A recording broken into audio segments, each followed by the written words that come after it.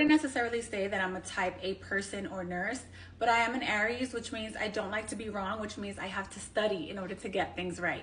And one of the things that I think is most important if you're going to the ICU or working in the ICU is to know how to advocate for your patient based on the intervention that they actually need. If I'm trying to decide between whether they need a bolus or a pressor or a bolus and a inotrope, then I'm going to be looking at the hemodynamic monitoring. For preload, that's mostly going to be telling me if a bolus is going to be responsive. So I'm going to look at the CVP.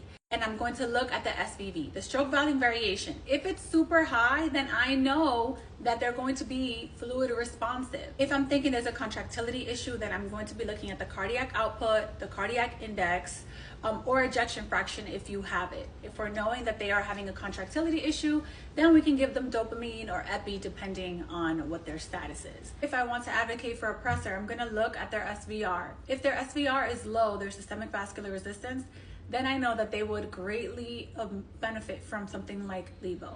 So any of those things that I'm constantly monitoring when the doctor comes in or when I speak to them and I can see a change in the status, I can always advocate for that patient based on what they actually need versus just like, oh, let's do a bolus first and then a pressor. If the bolus isn't gonna work, then the bolus isn't gonna work. If their CVP is super high, then there's no point in doing that.